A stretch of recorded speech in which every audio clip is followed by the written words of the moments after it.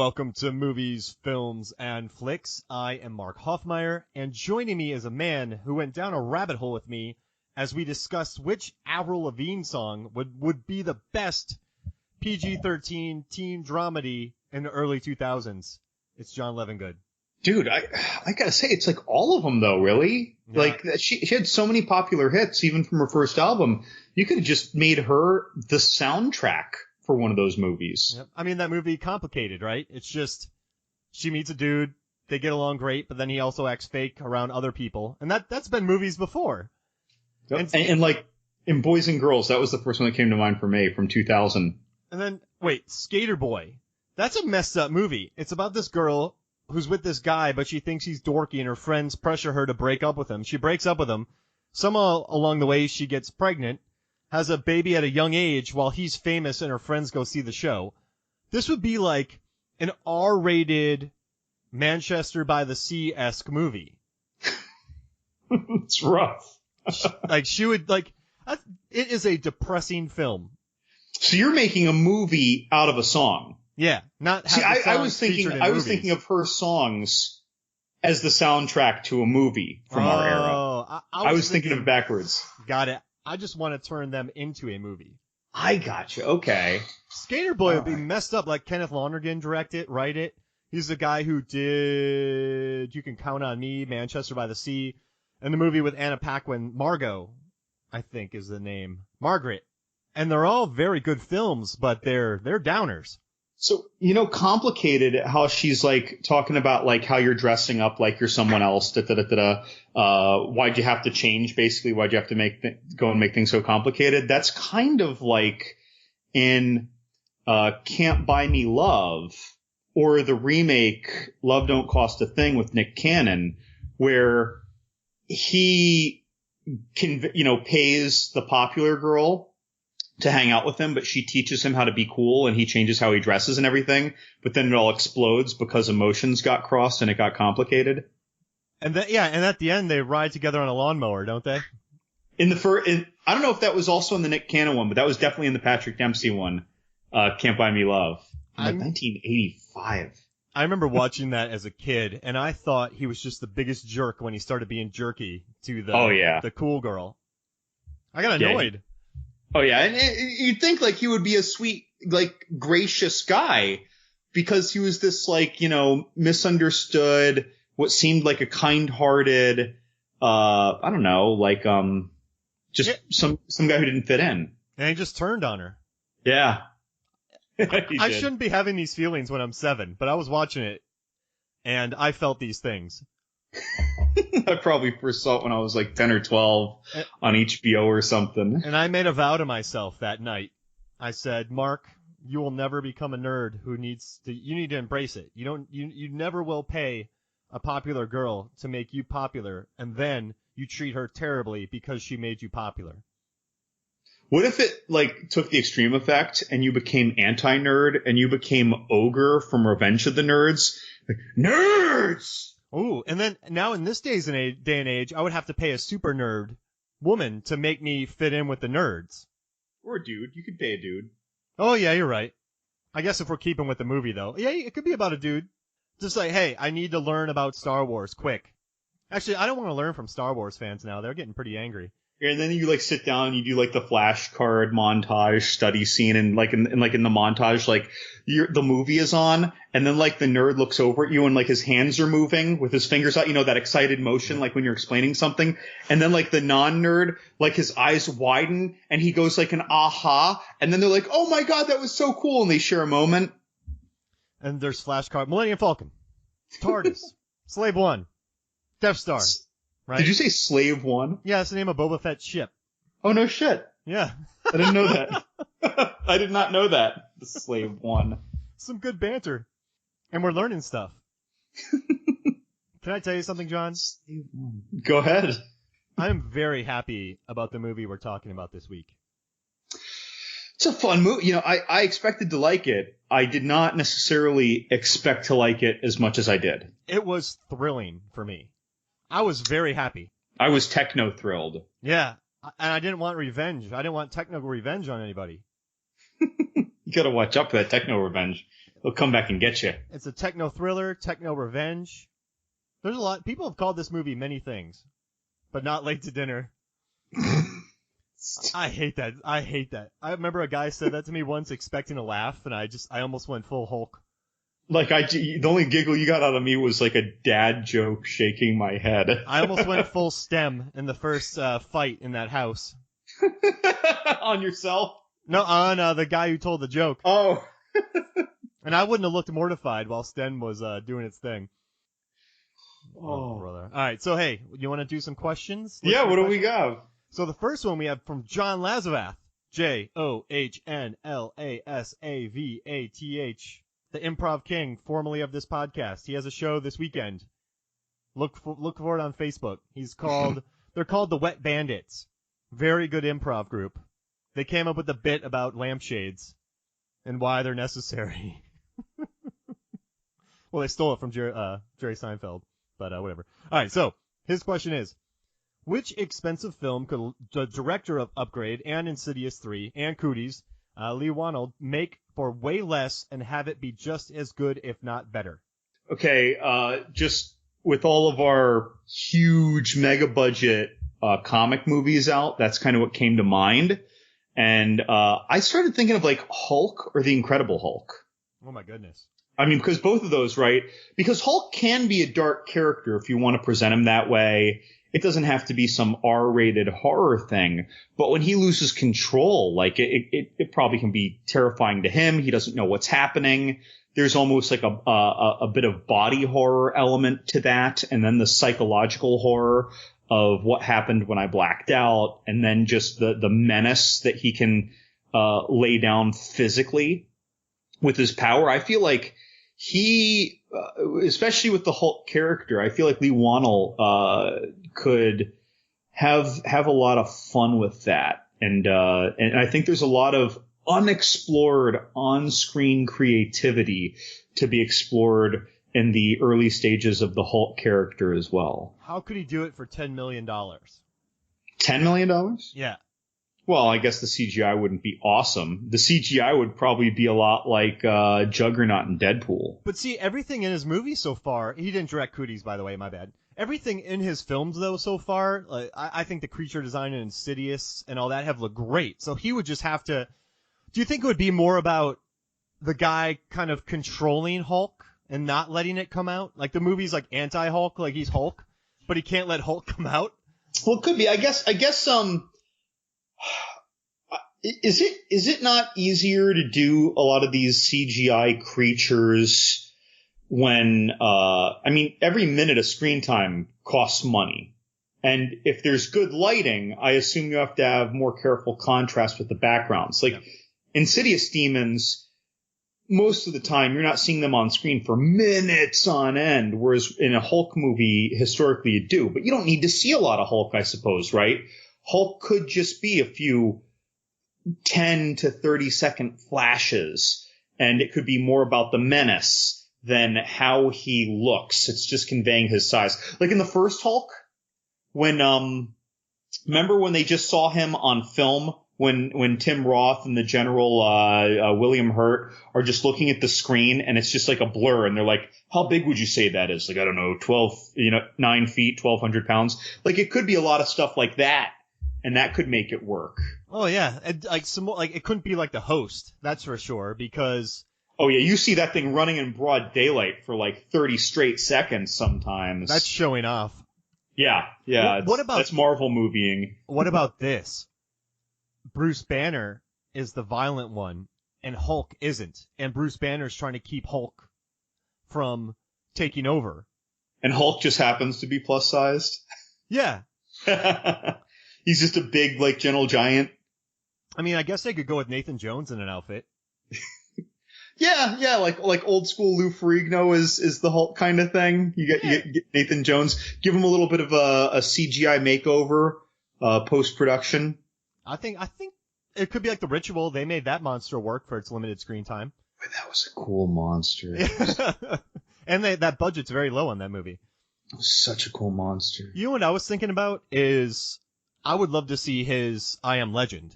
So I'm not saying he would make I Am Legend bad or Omega Man, one of those films. I enjoy I Am Legend. I think it looks great. But just for a $10 million, one man wandering around with these kind of creatures, what vampires or whatever they are, and just you could do a great job with keeping people off the streets. That would limit a lot of extras because Blumhouse, they don't. If you watch Blumhouse movies, there's not many extras, so you cut it out because there's really no people. The biggest thing would be lockups, but they could go to some town where, it's not that busy, or they could shoot at night. So they could have the creepy atmosphere, and he's pretty good with creature design and set design, and gore. So I think just one guy out on his own patrolling around, like an I Am Legend type film, I think he could really rock. Well, one of my biggest criticisms of I Am Legend is that we saw the monster. Yeah, there's a lot of monster. Because, there is, and that's exciting. But, if you were to look at all the scenes of that movie, in order, really, except for the obvious things, like where they're, just all over his vehicle or something, or something, or when he's behind the bulletproof glass and they're just marauding it. But, what if it was before they got to that? What if they were held off at a door before they got to the basement? And you're just hearing it, and you're seeing him terrified, and you just know something's there. And maybe towards the end, you'll see some glimmers, or but, you don't even need to see the monster in a movie like that. Yeah. Because you think about Omega Man. I love Omega Man, but those guys were pretty hokey. He fought him off with ease. Yeah. And yeah. I did like the part where the monster in I Am Legend just walks in and grabs the person on the table and walks away with her. Like, you're an asshole, Will Smith. But yeah, the CGI was not particularly, I think everything but the CGI was good in that movie. Oh, I think it's a great movie. The monsters don't look good, but yeah, I think it's a great movie in terms of presentation. I felt it, like a nice rush. I always felt the urgency when it was there. But I honestly, I liked the discovery of the world more, the fear of the world more. When the dog chased the deer into the building before you have a good grip on what's going on, even though you know the plot. When the dog chases the deer into the dark building in broad daylight, how scared Will Smith was and how nervous he was when he went in. You don't know what's in there potentially if you don't know movies well, but that's creeping you the hell out. You're worried. Yeah, I think he could knock that out. I liked all that.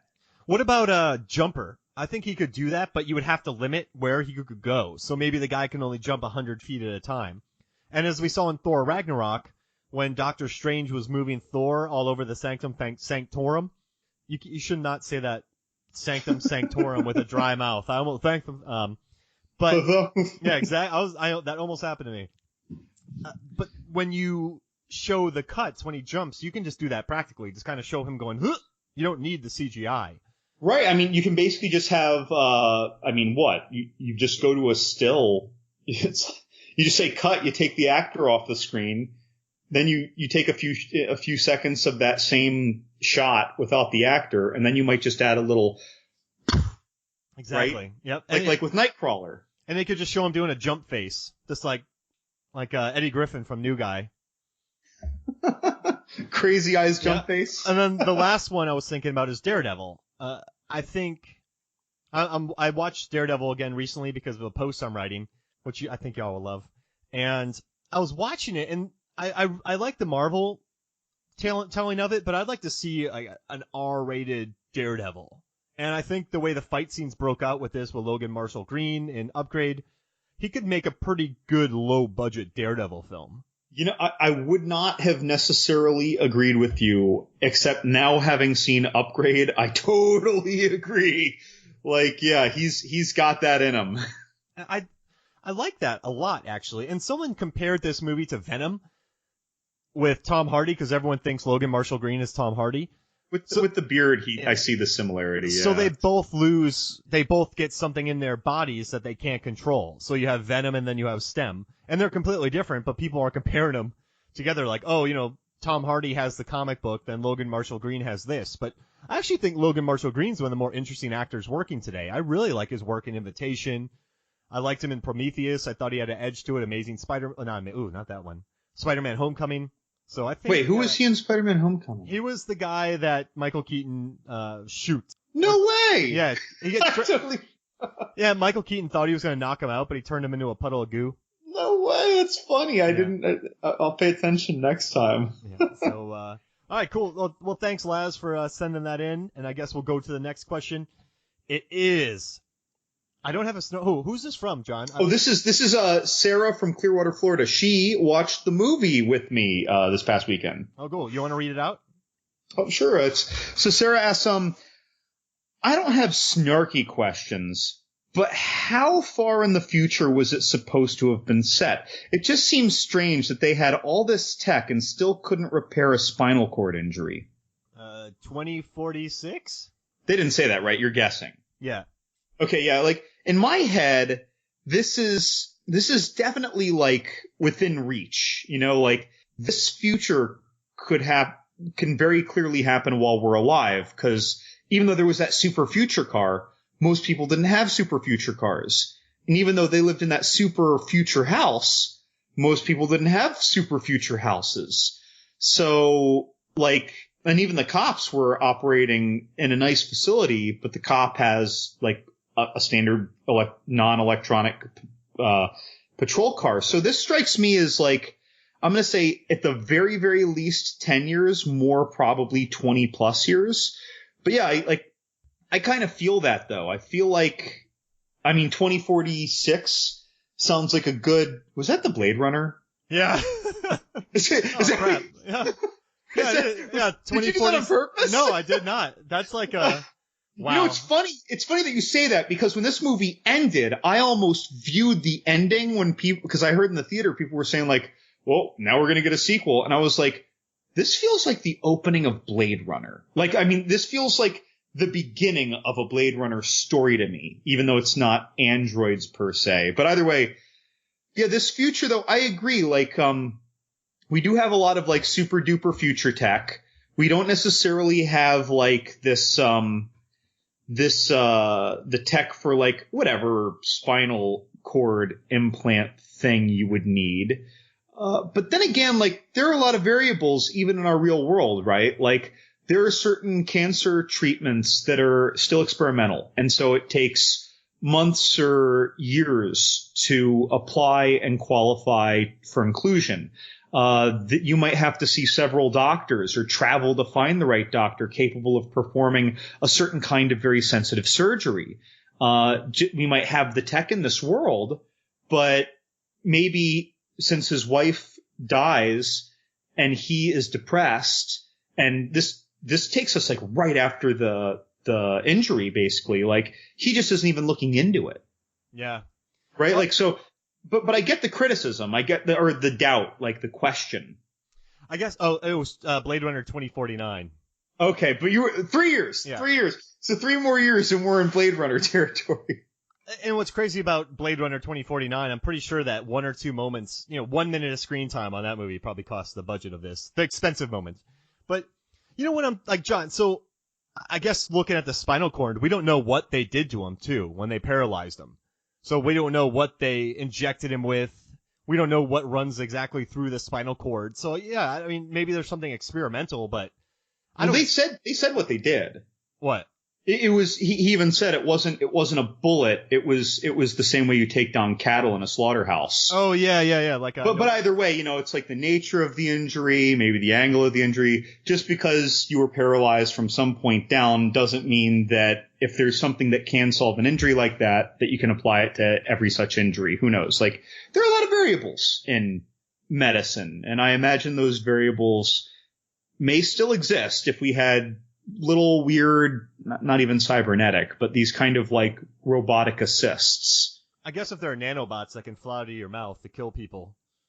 But who knows if they could kill people, who knows if they can repair a spinal cord. That might not be common knowledge. That might not be something that is known to the public or industry. That might only be known in black market and military. Because that Asha, who's in this movie, the wife who gets killed, she worked for a place that got legs and limbs for soldiers who are injured in battle. So maybe they do have a Black Ops arm, like Bruce Wayne does. But yeah, I guess that's actually a good kind of baseline too. Like, she was even saying how they're working on that. And when the young tech whiz, who we thought was the CEO or owner, is explaining that, oh no, you aren't anywhere near that. And she's like, oh yeah, no, I think we are. And he's like, no, you're not.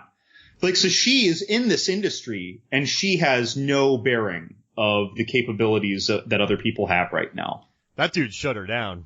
He was a little, we'll get to him, that little jerk. Aaron. Aaron. I'm calling him the kid. The kid. That jerk kid. The little shit.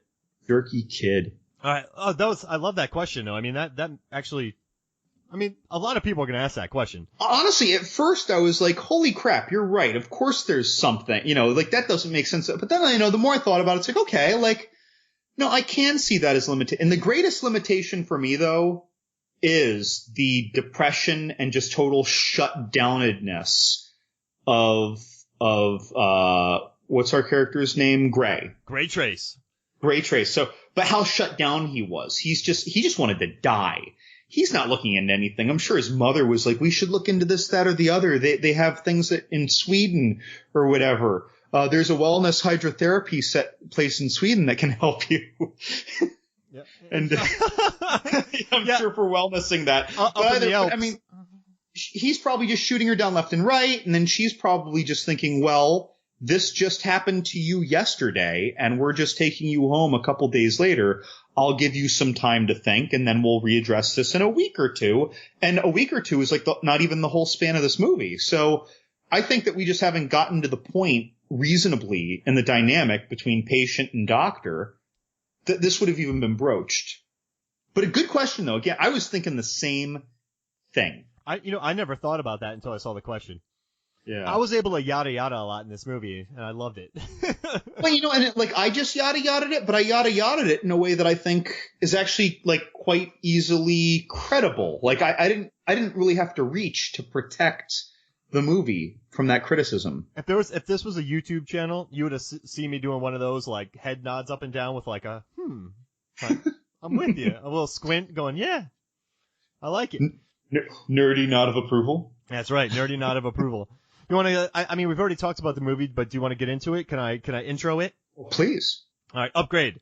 Filmed in Melbourne, Australia. They say the budget is somewhere between $3 and $10 million. No one quite knows exactly, but either way, that blows my mind actually. Just to think that it costs somewhere from $3 to $10 million, because the budget on this film is very, very well hid and very well done. Directed by Leigh Whannell. He also wrote Insidious. He wrote Saw, Cooties, Mule. This directed Insidious 3. This is his second film that he directed. Right now, you know what I was really surprised about? It has an 86% critical score on Rotten Tomatoes, and it has an 88% audience score. And on IMDb, it's at 7.8, which is actually really high. Yeah, IMDb sees a harsher criticism scale, I feel like. And that's a good score, 7.8. Yeah. And I also really liked the production design on this movie. And what I read in an interview that the production designer, I'm currently looking for her name, she had only worked on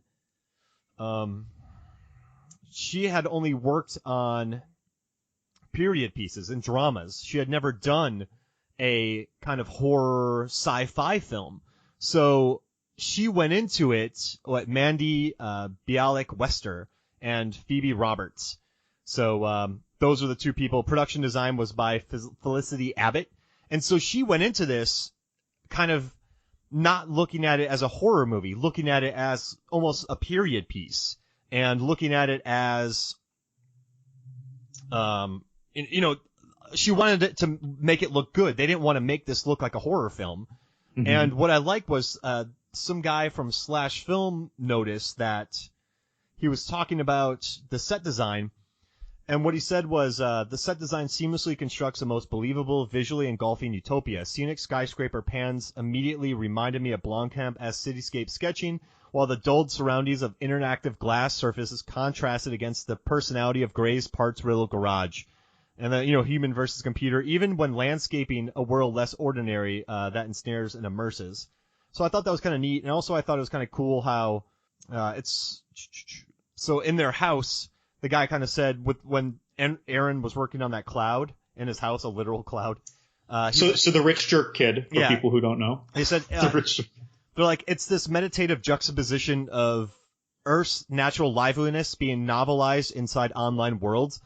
So I thought that was pretty cool that, I'm going to read one more sentence. What unhinges most is not the unhinged jaws and broken arm gun headshots, but a complete transplantation into the future porn dystopia. Blocky, modern art smoothness favors architecture that's both flatly sterilized and obsessed with nature as mere decoration. Aaron's walkways are lined with auburn shrubbery, while his desk is a hanging driftwood hunk. Our first interaction with Jared Leto wannabe shows us three-dimensional interacting with a literal puffy cloud.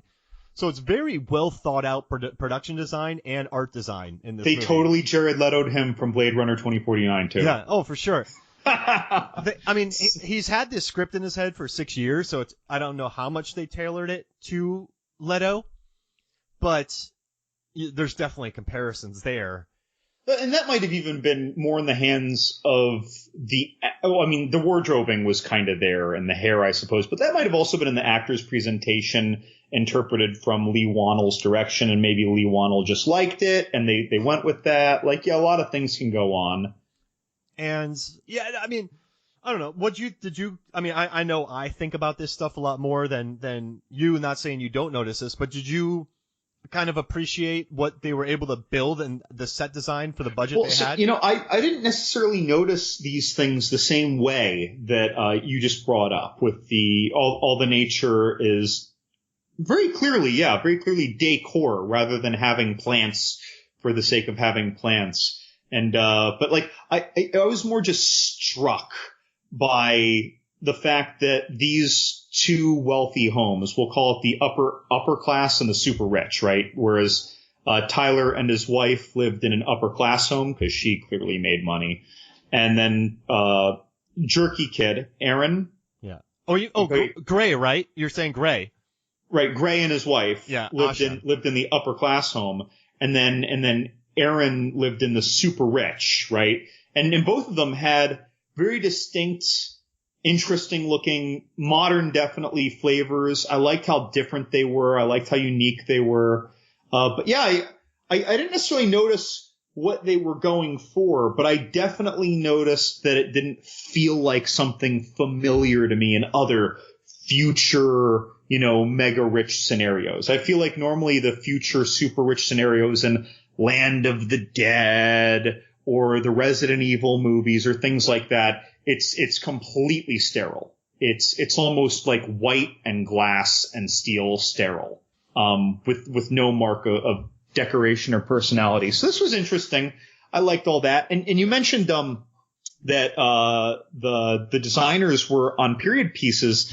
And I feel like that complements a lot of what we see presented throughout the film conceptually very well. And that's just, we constantly are reminded of the fact that this world is in a transition between super tech and the tech that we know in reality today.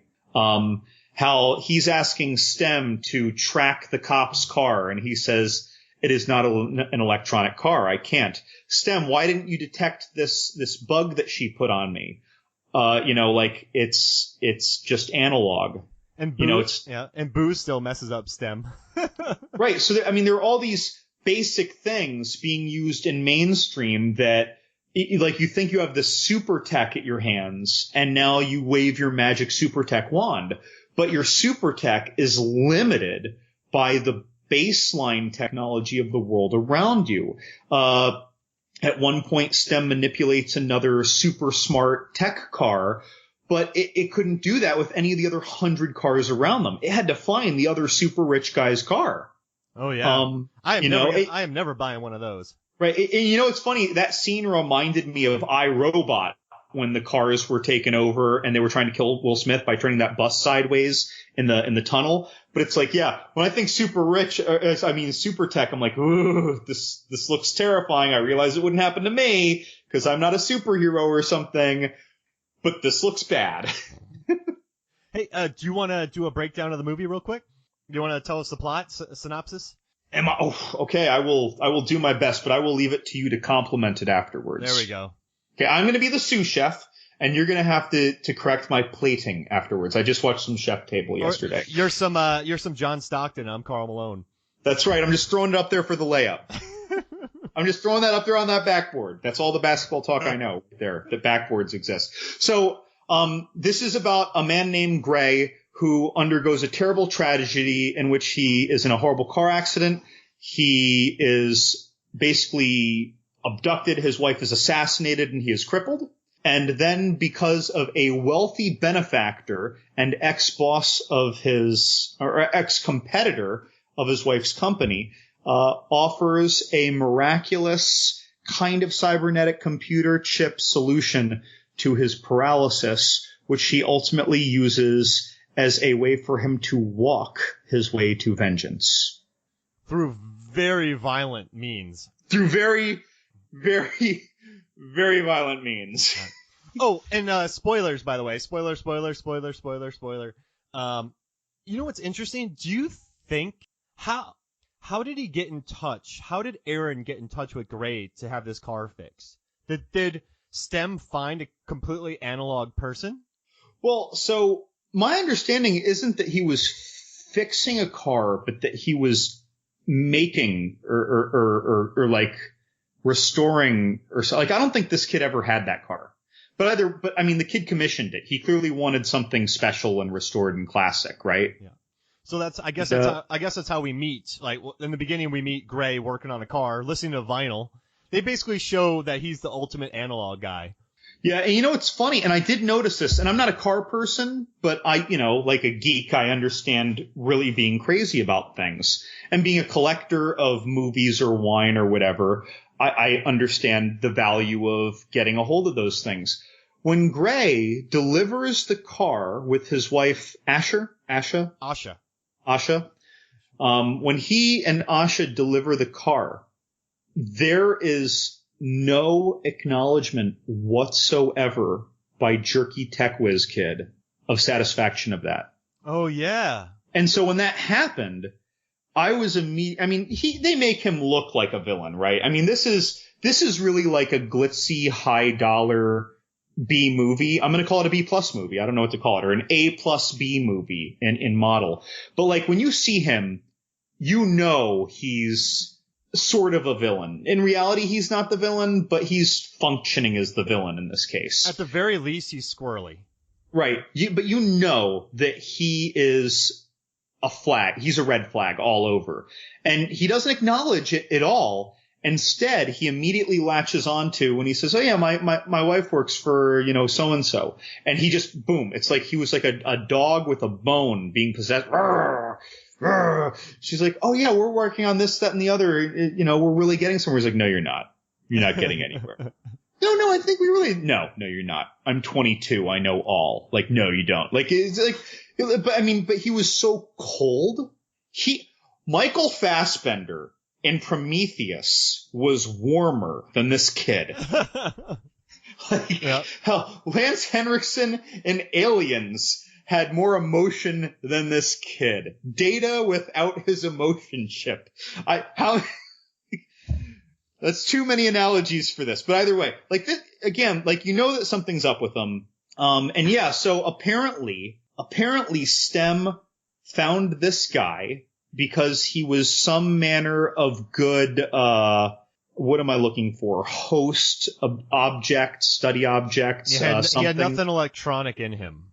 Right. He was very tech-averse. And so, yeah, I guess he's a good host.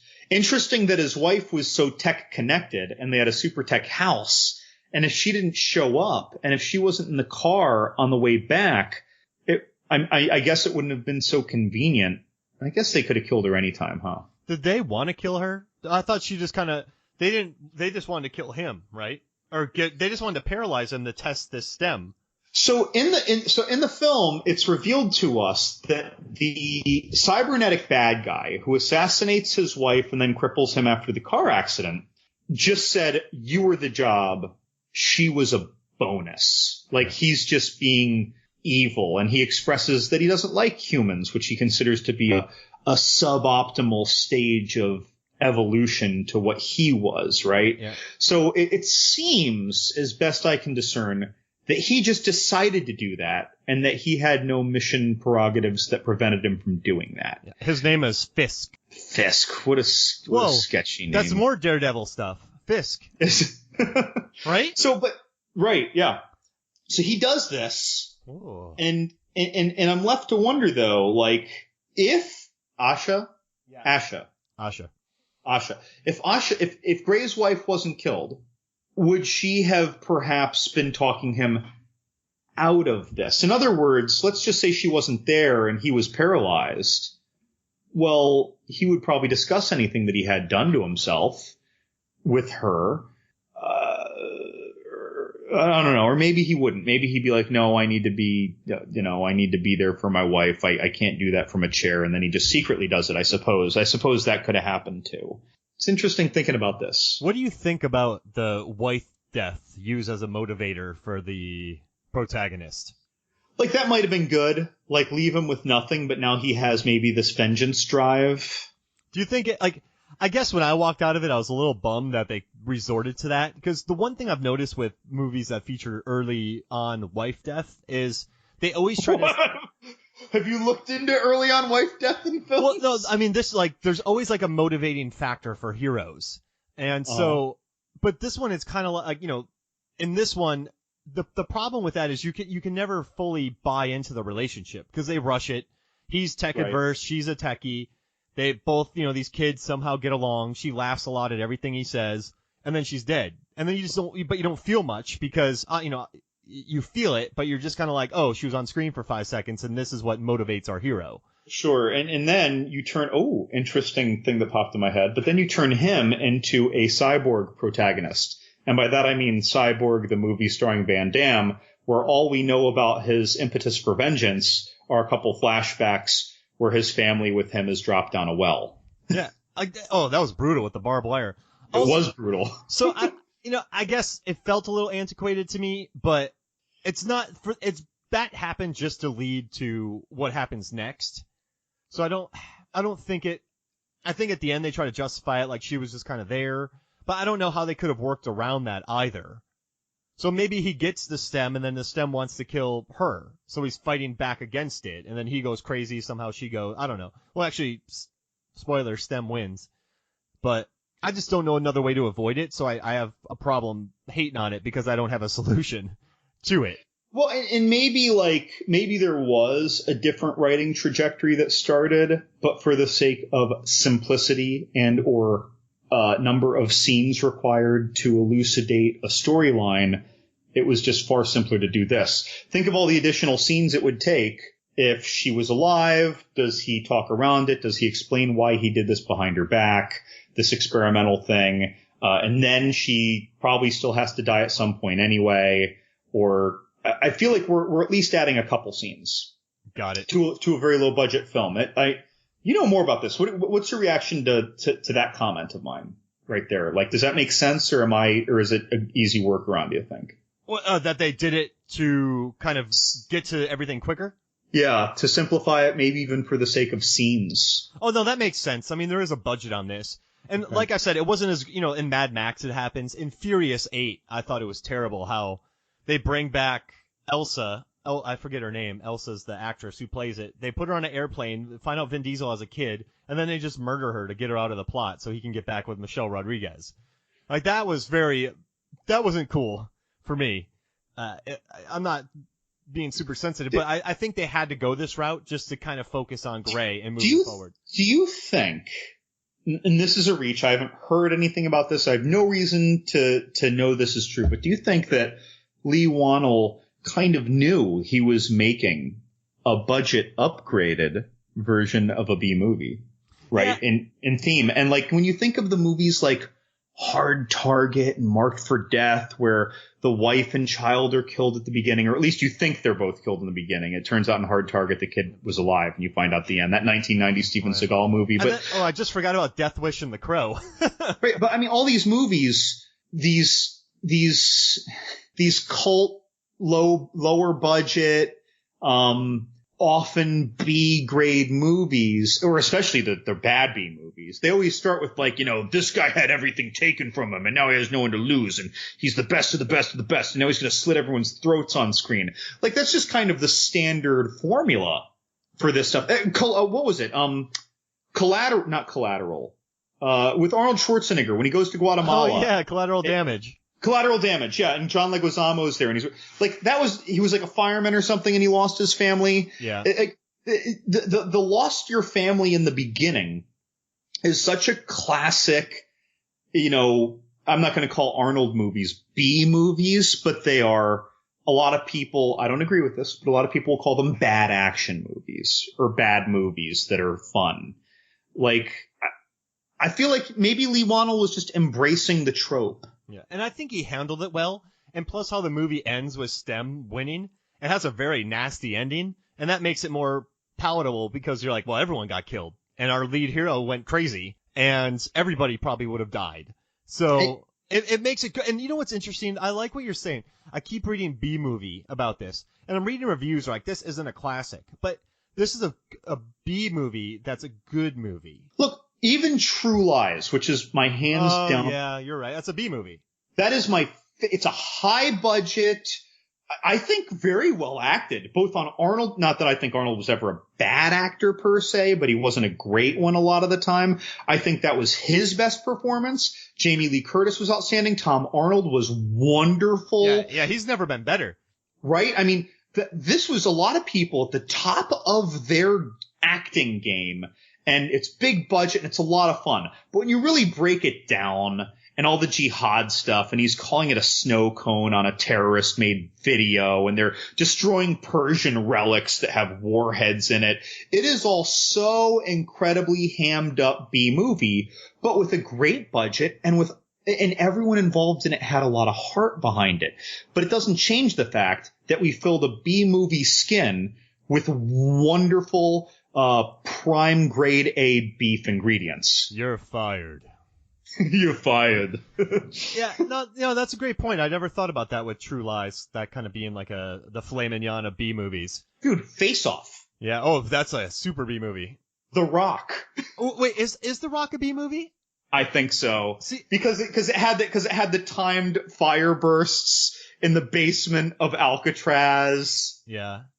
Like, I don't know. It just, I think so. Maybe it's not quite as guilty in concept, but again, like, and I keep referring to the B-movie-ness of this, but this is not a B-movie.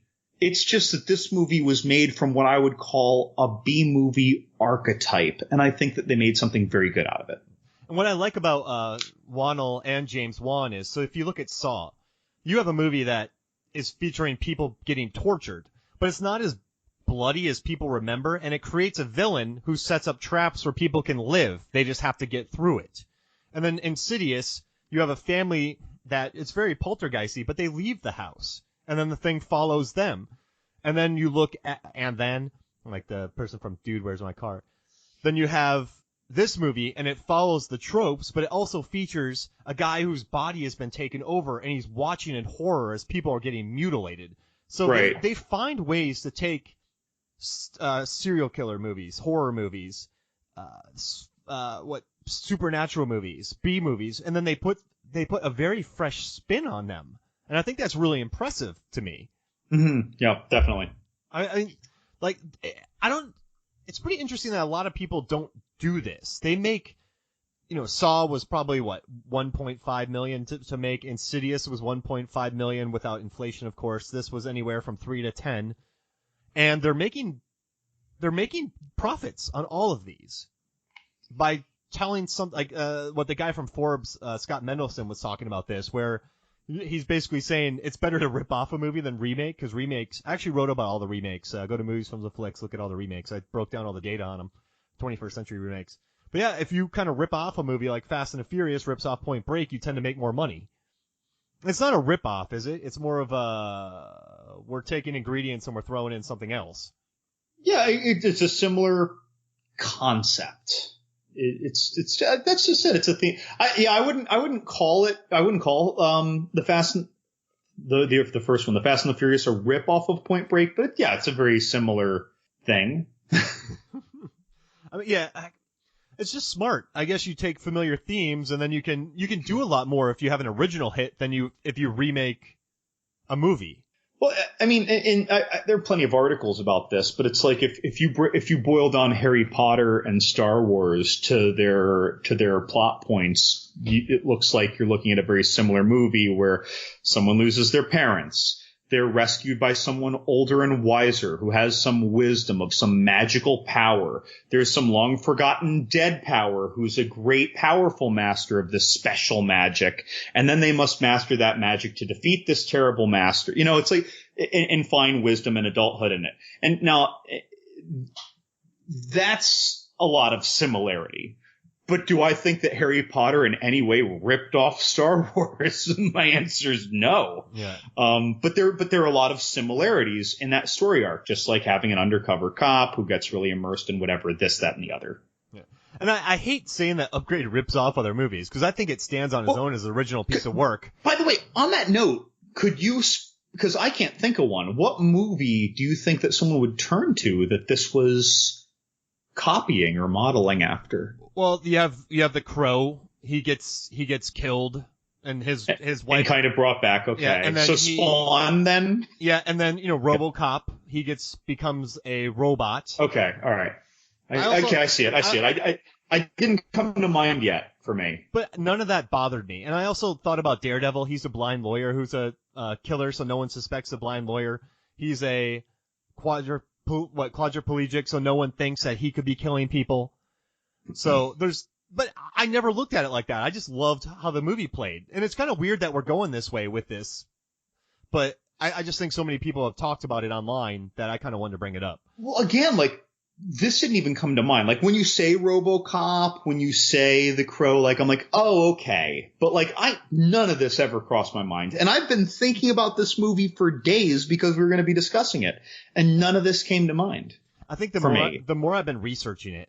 So when I walked out of it, and you know me on these podcasts, I read as much as possible, take a ton of notes. I like to be really knowledgeable about the movies we're talking about. And so I never thought that walking out, but the more I've been reading about it, the more articles I've found. But you see, like, I call those comparisons a lot like my hand-waving Harry Potter Star Wars comparison. Yeah. And this movie, though, stands on its own. And I mean, the action scenes, like, dude, what a great idea for an action scene. So I love the first fight scene, which we see in the trailer, where he basically like almost like hits the floor and levitates himself up to and the camera's like changing angle with him. That great shot before it goes into the kitchen fight. Like, that whole scene, I love how you have this. Okay, so brutal techniques are being executed, right? Brutal. While crisp action choreography is taking place with this calculated computer kung fu-like simulation, like when Neo discovers he's the one. But we're making it brutal now in a street fight deathmatch way. And then while all this is happening, he's executing this, and still it looks marionetted. It doesn't look like he's choosing to do it. And his face is conferring that, as he has this almost comical face of shock or horror or bewilderment as it's happening. That was magical to me. Just the amount of hard work. You talked about the cinematography, and then you talked about the choreography. And the actor Logan Marshall Green would send Leigh emails at like all hours of the night of him in his backyard doing walks and fighting and acting. So that once this guy got the role, he went in full on it. And you could tell that everything in this scene was so crafted, man. It was awesome. I have never seen just the look of terror on his face as he's beating the crap out. And then when he finally, cuts, actually they pull a dead silence on him. Oh, with the big smile cut? Yeah. And so, that was brutal. And just the terror. I loved it. It was weird that I loved someone getting their face almost cut in half. Well, again, it added this, this earnest, sincere shock. I can imagine acting out that shock. I can imagine acting out crisp and or brutal choreography. I have so much difficulty imagining doing both as one person simultaneously. Yeah, I mean it's a very good performance by. And then again, the marionetted nature of it all, right? How it looks like his limbs are almost being pulled, like someone is using the force to telekinetically drive or pull his arm a certain way. Like all those elements. I can't remember the last time I saw anything remotely like that look so good. And it was thrilling to see this. Oh God, yeah. As we're fans of movies and we're fans of, I mean, I guess I'm fans of low budget films that do things well, but just watching this fight scene, it kind of brought me back to my favorite moments from The Raid or that cool movie The Guest that just knock out their action scenes that feel truly original and badass. And no, that was cool. If I make a list, that's definitely going to make my favorite fights of this decade so far.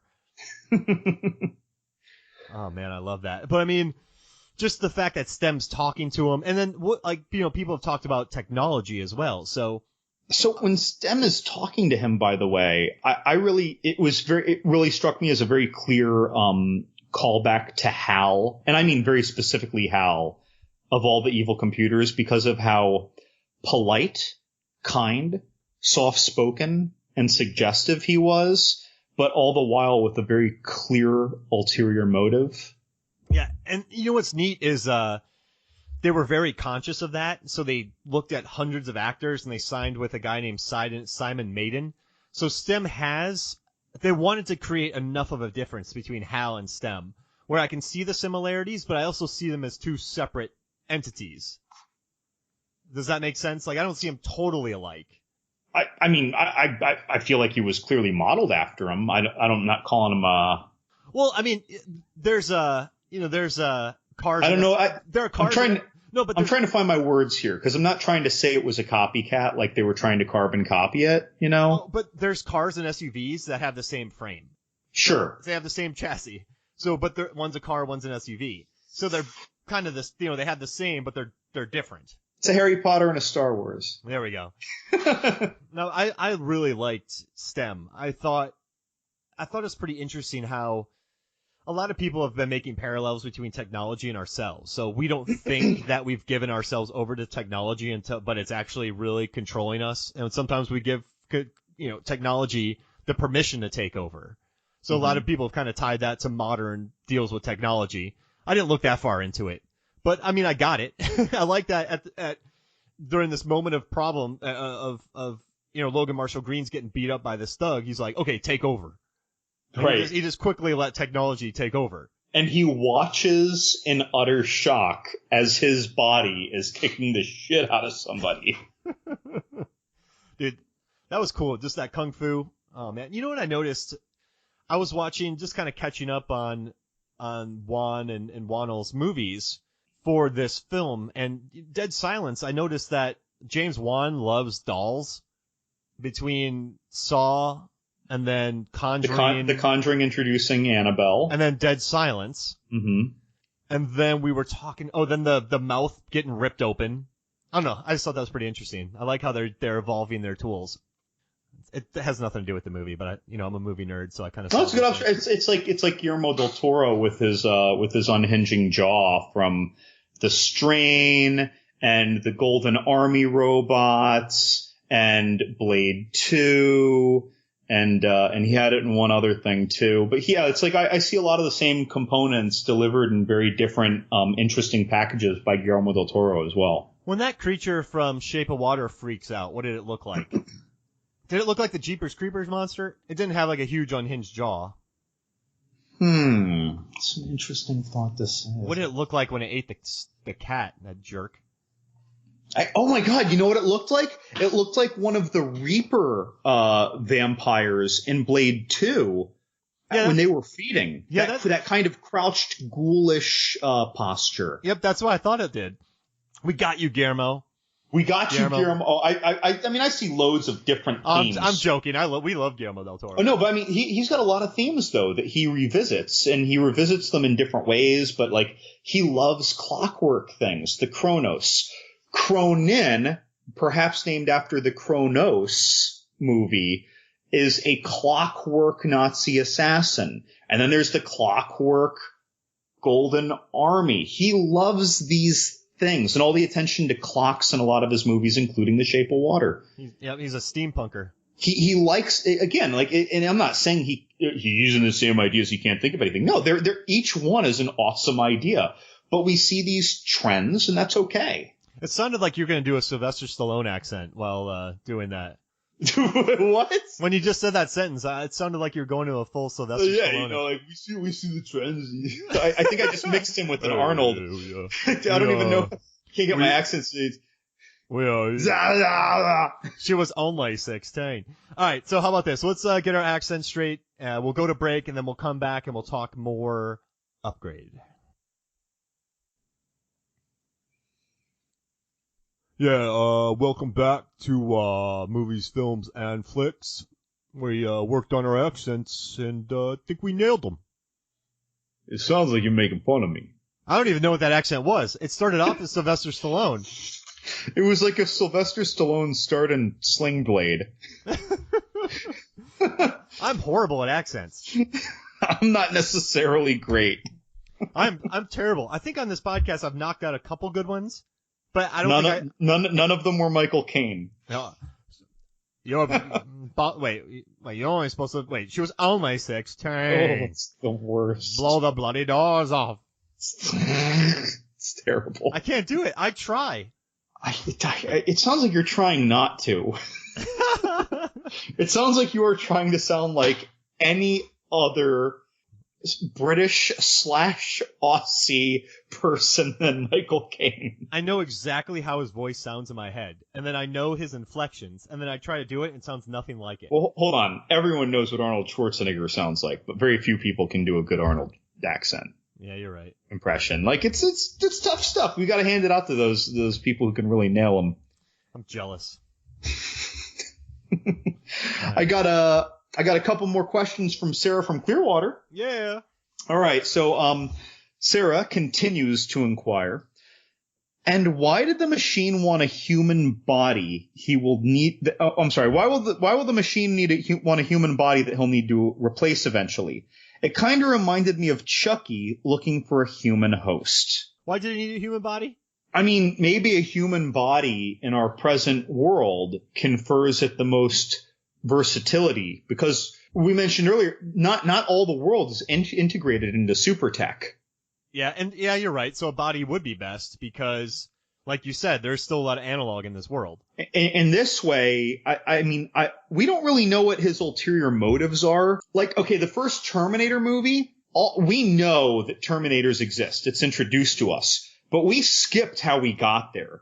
We skipped Skynet going live. We skipped time travel being developed, and we just showed up with the Terminator in the past, right? I feel like where this movie ends is where the Terminator starts. This movie gave us all the groundwork, and most movies jump right in. For Skynet? Right, yeah, we aren't even where Terminator starts, to be honest. It's like maybe that program, right, that intelligent program, which apparently, as Jerky Rich Kid tells us, owns the company now. Yeah, that's crazy. Right? Like it as a third party bought stock or something and now owns the company, I guess. But that one unexplained. That's fine. Yeah, I wondered how that happened. Yeah, but so like, I mean, maybe, well, and the other thing is that maybe it had super intelligence and sentience.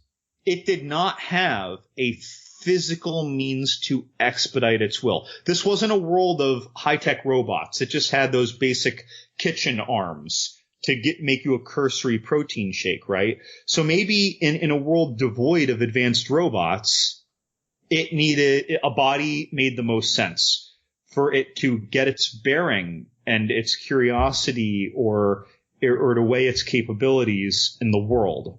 I was really disappointed with that protein shake. Dude, that looked like just blended kale. Was it trying? It was watery. That's why I said a cursory protein shake. That just looked like blended kale and water. That is what I call a depression diet shake. I mean, the shakes I make every morning are delicious. I mean, I have a Vitamix. That helps. But, yeah, I was like, this guy just got home, lost his wife, and he's quadriplegic and you make that shake for him. Here's some frappe green depression. No, but you're right though. Having that frappe, I would drink that so sadly. Oh my gosh. But like, yeah, again, like, so maybe this was it getting a robot, and more importantly, in a human body, it can go unnoticed. It can, while still manipulating the technology around it freely. So it now has access, right? It can do its T-1000 missions. And then as Fisk said, like, it seemed like this was a goal to advance mankind, which he viewed in a very negative way, and usher it into its next stage of evolution. Maybe this is the robots are going to take over. This is our stepping stones towards Skynet. And by the way, he can just get another body. Yeah, they can just replace that thing. He can get some more doctors to do it. Right, and he can also however they upgraded Fisk, I suppose he could upgrade this body and a whole bunch of spare bodies that he stockpiles, right? Like in Selfless or something. Just start growing bodies, grow a bunch of Ryan Reynolds, and give them all killer nanite halitosis. It was interesting. Do those 4 men that killed Asha and paralyzed Gray? They weren't working with. Were they weren't working with. Who were they? Okay, so as best I can discern, we know that they were hired by STEM. Whether or not they knew they were hired by STEM, they were hired by STEM. But because of their advanced robotics, I'm just wondering, are these just weird, made from another company? Military contractor. Well, they're also living like criminals, though.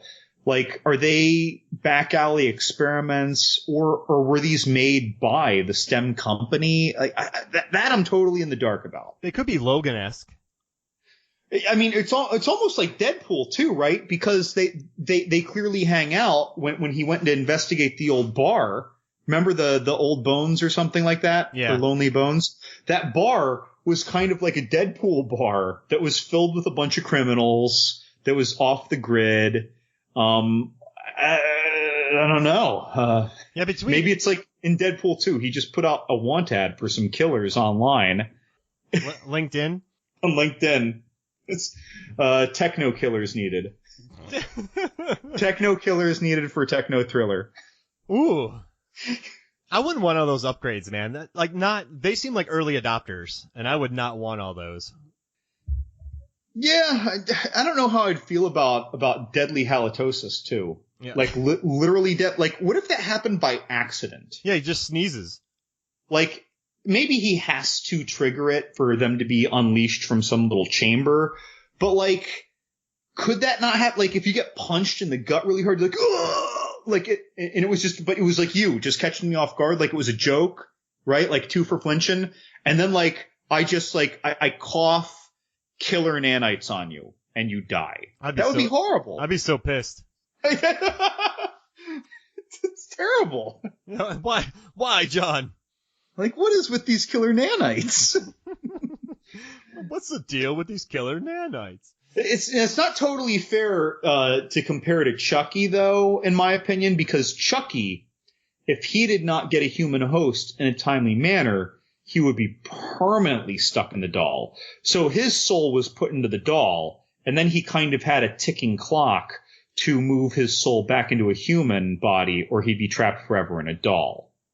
Whereas STEM can just be potentially, I think, I'm assuming, just be surgically removed and resync to another body. And if it is a subservient body or a captured body, maybe it's an easier process than it was in the movie where he had to kind of break them down. I don't know. All right, so you want to move on to the second question? Oh, I'm sorry. Yeah. No. But I had another question, though, and then I figured that'd be better if we asked it with this question. Go ahead. Oh, no, but you want to read the question, and then we'll answer it, then I'll ask a question? Okay, it goes with, all right. So Sarah's next question. Sarah is a real all-star for us with listener questions this episode. So she asks, Is the sequel, presuming there's a sequel, is the sequel going to be about building another and finding a mate? I love this question. It's so like 60s to 80s era bad movie. Yeah, it's like Species. It's like Bride of Reanimator, Bride of Frankenstein, yeah, Species. She's just trying to she's just trying to find a dude to get No, in Species 2. Oh yeah. They made her in a lab from the DNA of her from the first movie, but then an astronaut was infected by the same strain on another mission, and then they were finding each other. Are you serious? Yeah, that was Species 2. So in Species 1, they killed Syl, right? Natasha Henstridge. And then in Species 2, they used some of her DNA to make a clone of her to study her. And so now it's her again, but it's a different her, and she doesn't know of her own history. And then an astronaut gets exposed again by this Martian DNA virus bacteria symbiont thing. And he comes back and he is infecting women with these like murder fetuses. And then they are drawn to each other, like by pheromones almost. It's always the sequels that have the weird mating thing involved. I just remember her sitting in a chair. That's about it in the sequel. Yeah, right. No, that's right. That was one of the early scenes. Yeah. Yeah, but that's why I like this question. It has this weird kind of campy vibe to it. But, like on the note of sequels, I keep thinking about Terminator with this movie. If this movie feels like it could lead into the Terminator Salvation Resistance over time. Or it could lead into the Terminator 1, where you have someone who knows about this Terminator stem and is a human who is trained and specialized in taking it out. Or this could be the Terminator 2 kind of sequel, where there is a man-made anti-stem to go combat the stem. And you saw that hacker. She's like, we can't let them win. Right. So it's like the whole Terminator range of sequels could apply to the sequel here. As far as a mate goes, I don't think so, but I could totally see the campy nature of making another one and it happens to be a female and then they decide to elucidate some emotional connection on screen. I don't think STEM's about that. I don't either, but in a world of bad movies, let's just say that the sequel wasn't made by Leigh Whannell. Oh yeah, like the Saw movies. So James Wan directs the first Saw movie, then other people direct the other Saw movies. Right, like if someone who we've never even heard of, right, does the direct-to-DVD sequel of this, I could see it going with the needs to have another to help expedite its mission, happens to choose a female, happens to admire its creation happens to be female, stuff happens, it's rated R. STEM. That rogue. STEM 2. So I have a question about, like, inside of STEM. Do you think Gray is totally gone? Because at the end, Gray goes crazy. He actually shoots the cop that's going after him, and he kind of has a break where he sees his wife. But there's a look on his face where he's kind of like, something's not right. So I feel like the way that we built to that final scene, the final moment, if you will, we saw that he has the ability to resist it and that ultimately it won, right? And it had totally taken over. But before that, all we knew, we were looking at it more as Hulk, right?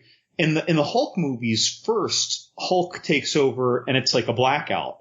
But then later in the Hulk movies, he starts to be able to, as Edward Norton said, aim it, or as Mark Ruffalo in the Marvel universe is going, he started to find a little control. Oh, but now it looks like the Hulk is maybe taking over. There's this ongoing switch of power and control, right? We just saw the beginning of this, because the whole movie, he just totally gave up control. All of a sudden, he tried to resist a little. The fact that he lost doesn't mean to me that he's lost. Got it. And Gray seems pretty stubborn. I don't think he would want STEM to really win. Right. Yeah. Like I think that we just saw STEM fully take over, right? But that doesn't mean that he's not there and able to give STEM a really hard time. And by the way, STEM is like this, a computer, a set of programs or a program, right? Does it take more of the operating RAM to suppress Gray? While suppressing Gray, is STEM less efficient at his other tasks? Ooh. Like like when you have multiple windows open on your computer or multiple programs going, especially in the days of older computers when your computer would basically force shutdown on you when you had too much going on for too long. Like, it's got to take a lot to suppress him. I'm not saying it's RAM per se. I'm not a computer person, but like something's going on there. Yeah. Like it's devoting some of its efforts of some sort to that. And it doesn't want to be doing that. Right. And so like, and if it's doing something really important, maybe it's trying to take over some huge mainframe of technology, whatever, hands waving in the air, right? In the next movie. Well, wouldn't that take a huge amount of its, I'm just saying RAM, if you will? And would that not be a point of vulnerability in STEM for Gray to fight back and take over? Like, there's a lot of room for a massaging opportunity here, I feel like. My wife works at data centers, so I'll have to ask her. Is she suppressing a Gray? Yeah. And a bunch of people in Matrix pods. And then our last question actually leads into another question I have. Oh, okay. So Sarah's final 4 questions from Sarah. Last question from Sarah is, I have another. Why did the creator not give STEM the rights to control his body to begin with? And why did he even need the hacker? So this isn't not, she said the creator, and I feel like this is really STEM itself. So why did STEM need permission to control Gray's body in the first place? And thus, why was a hacker needed to relieve STEM of rich jerk kid's control?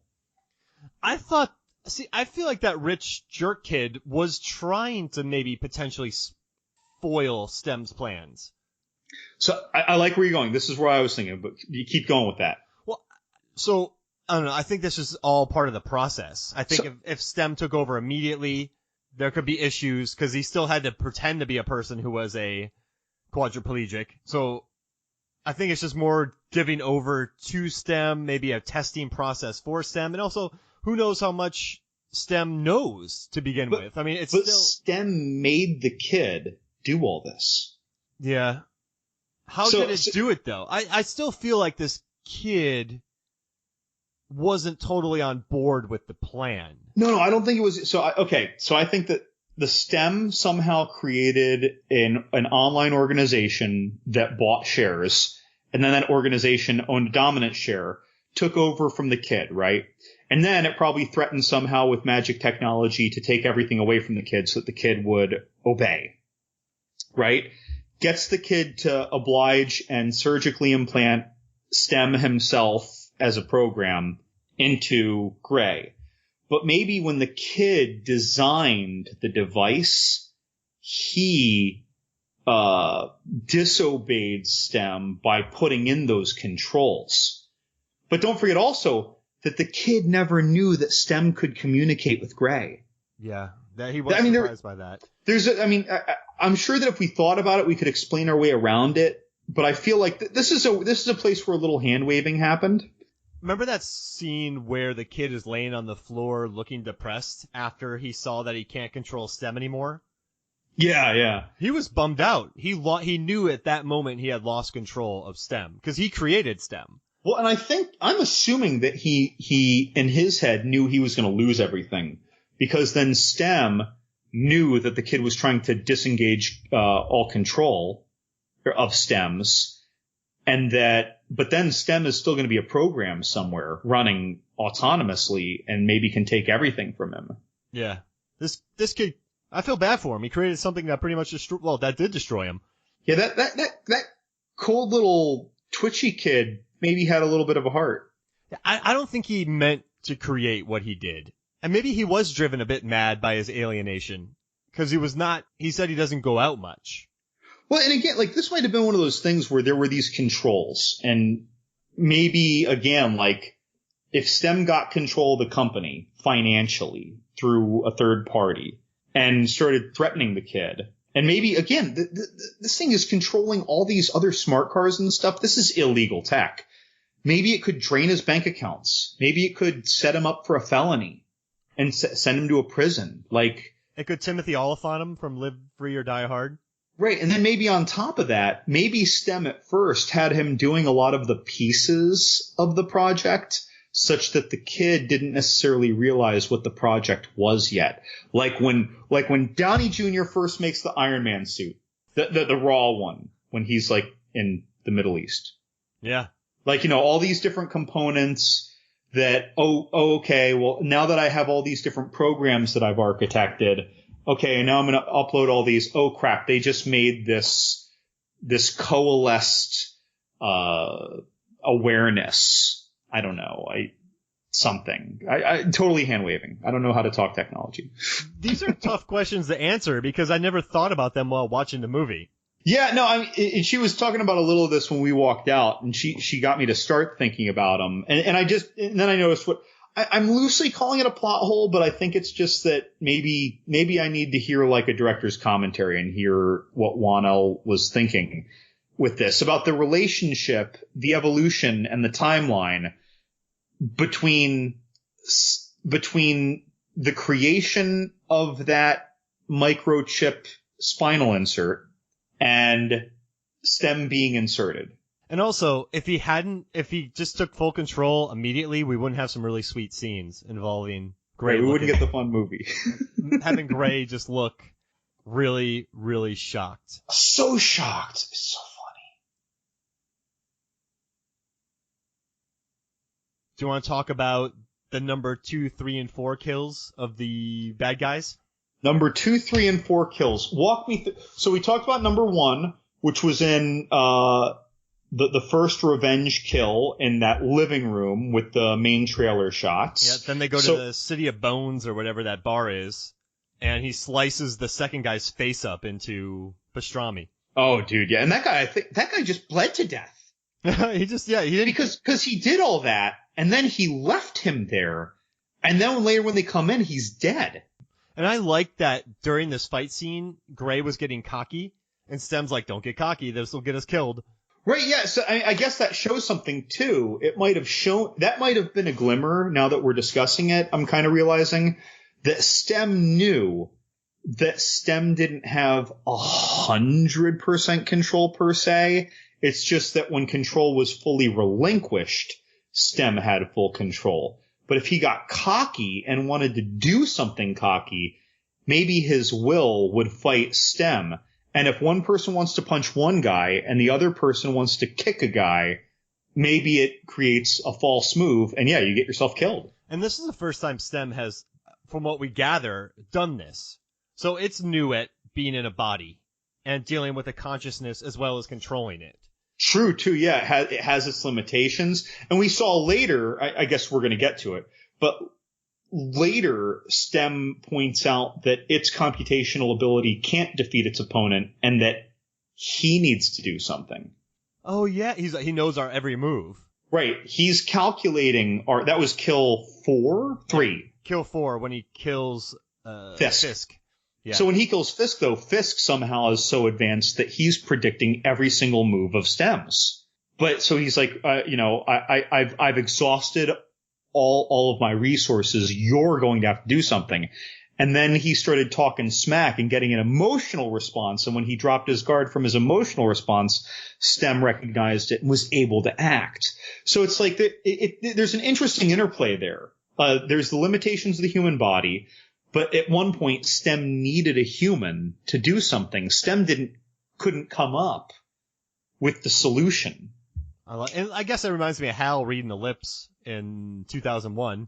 Hal kind of learned to do this kind of stuff to figure what was going on, and it changed. That's a bad comparison. But, yeah, I just think Stem's learning as well as Gray is. Right. He's learning and some of his learning might actually just be what are the limitations of a human body. Oh yeah, because he doesn't know. Because when STEM first started doing this stuff, it's like I used to warn people when we played tennis a lot, when we were competitive tennis players. Like if someone doesn't play a lot of tennis over the summer and they lift a lot of weights all summer, when you're a kid, when it's easy to put on muscle, then you come back to tennis practice, everything's going to be off. Yeah. It's like you were handed a new body.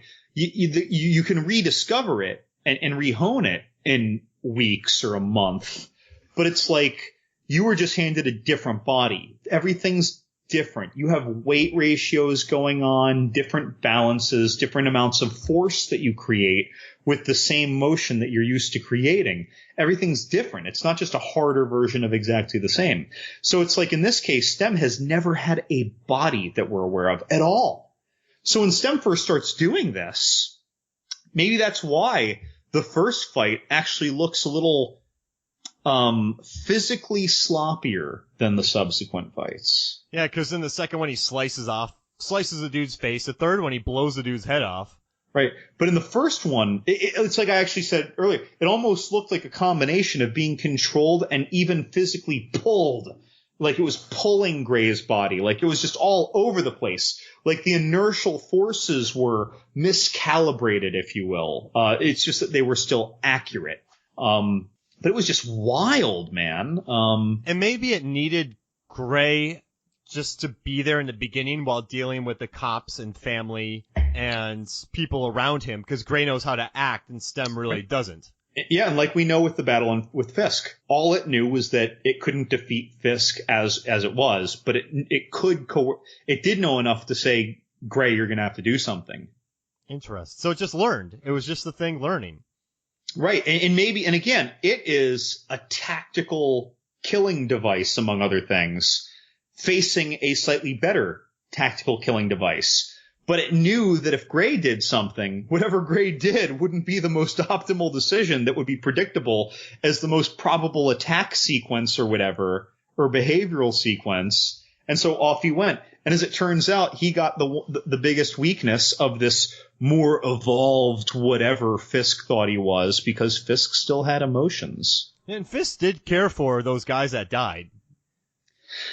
Yeah, he did. He wasn't like shedding a tear. He was definitely angry about it. He felt a need for revenge. I mean, it's not the same as if one of us was avenging the other of us, though. Yeah, you're right. He was like, you deserve better than this.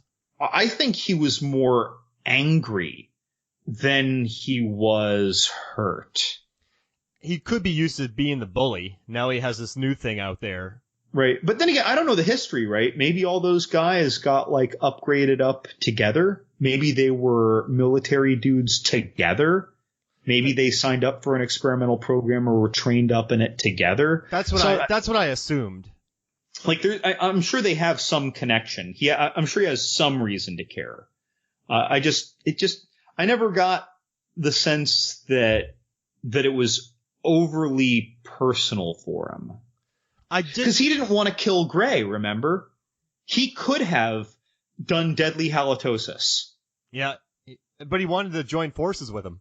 Right. He's like, you are a higher form now, like me. We are more evolved. We should unite this, that, and the other. Like clearly he had his own rebellion in mind. And I guess that's the other thing when thinking about a potential sequel, is that you have people like Fisk out there. Well, she did say we can't let them win. Right, yeah, right, the hacker. Yeah, we have a lot of these little seeds out there, potentially making a harvestable ground that there was already kind of a resistance in place.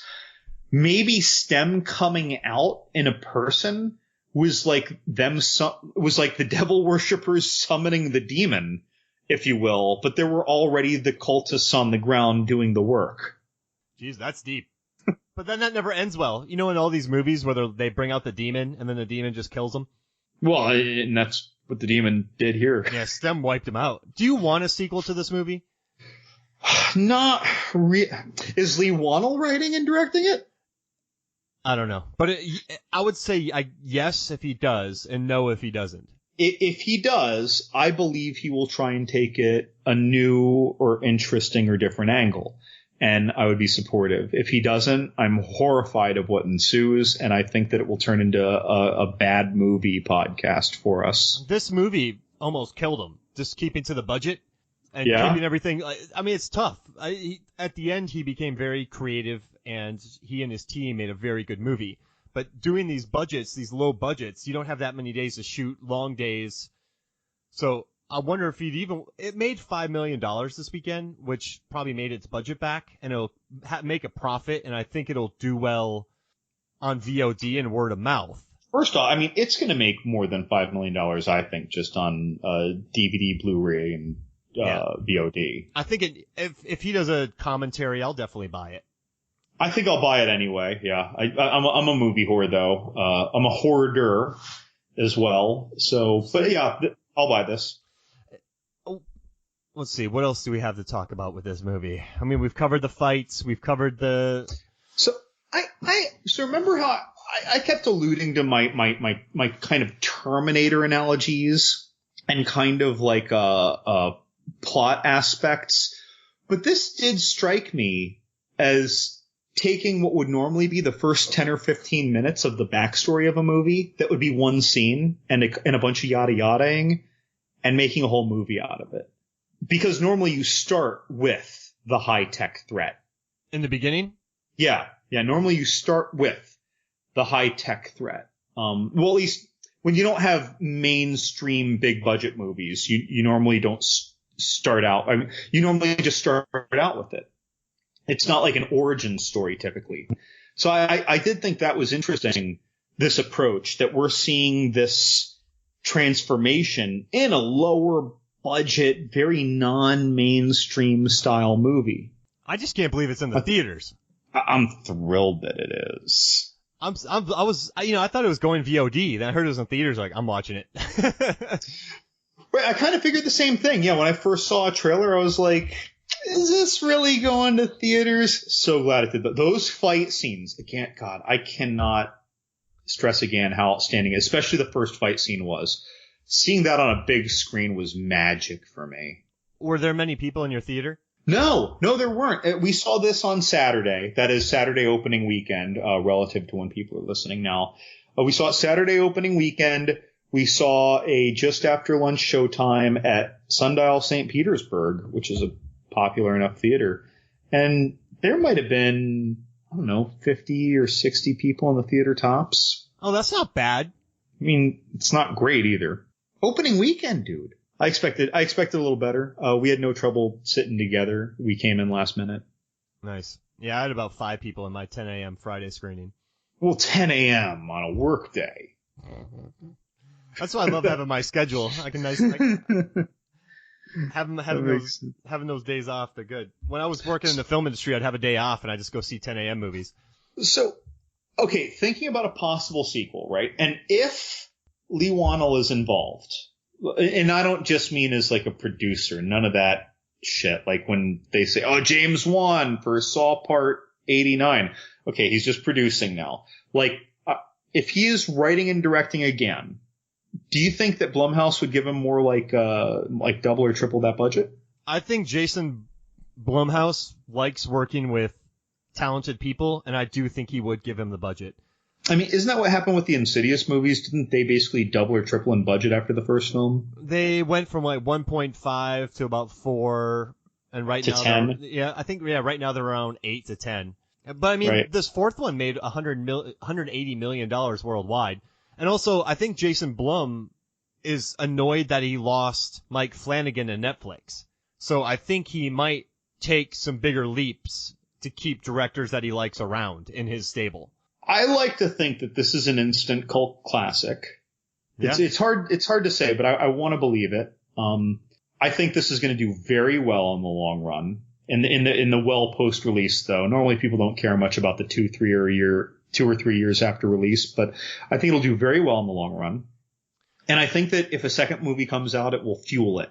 If a second Leigh Whannell movie comes out. Yeah. And I haven't seen a buzz about this, a $5 million movie like this in a very long time.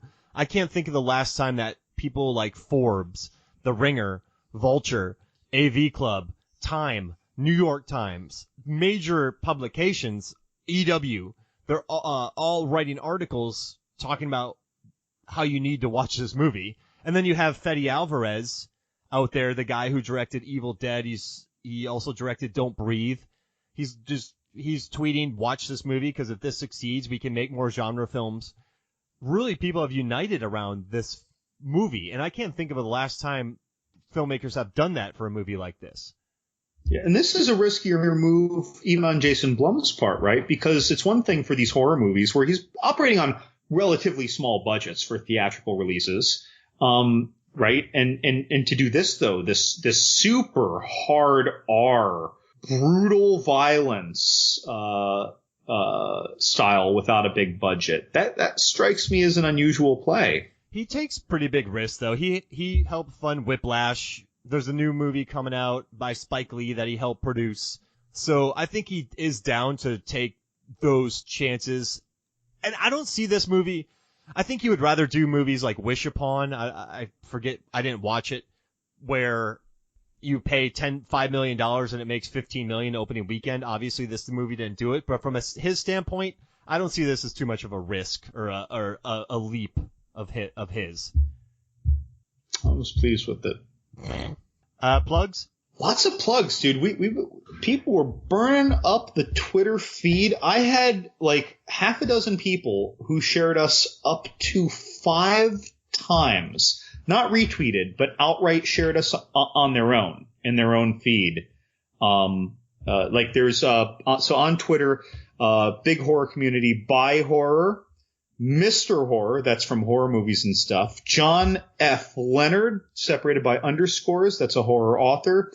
And Grim Horror, who shared us 5 different times from the website, not retweeting. When someone does that, I really appreciate that. That's like, man, I just want to high five those people. They must be big fans. And then on Facebook, we had a lot of support for our solo pod, which was last week's pod. Sarah from Huntsville, Alabama, Isaac Thorne, another horror author, Johnny Numb from The Last Knock and Loud Green Bird, and Billy Crash from Crash Palace. All those folks are sharing our stuff on Facebook in addition to Twitter. All those folks were all over our solo podcast. I hope they listened. I hope they enjoyed it. And I hope that any one of them would consider shooting us some listener questions when they have them. A lot of them have. And thanks a lot to Sarah from Clearwater and John Lazavath from St. Pete, rocking the Berg, for those listener questions. And Mark, do you have any other plugs? Do you want to tell them what we're doing next week? Do you want to tell them where to find us? And by the way, can I just thank you for the wonderful editing that you do for our podcast? We're doing Fright Night 1 and 2 next week. Oh, no, Fright Night 1 and then Fright Night the remake. Part 1. Part 1. So just the part 1s of Fright Night, so make sure to watch those. Also, head over to moviesfilmsandflicks.com. Check out everything we write. I just wrote about Star Wars characters who look fatigued because I hate the whole Star Wars fatigue thing. Also, head to iTunes, rate, review, subscribe to podcasts. That would be amazing. Any listener questions you have, reader questions, please send them in. Also, head to our Facebook page, Movies, Films, and Flicks, and vote on our Kurt Russell podcast post, I guess I put up. It's for episode 150. We're taking votes to see which Kurt Russell movie we should cover on our 150th episode. And other than that, I'm good. And also, you're welcome about the editing. I do a great job. So I do a great job. So for me, Mark Hoffmeyer and John Levingood, this is Movies, Films, and Flicks. We'll see you next week. Bye.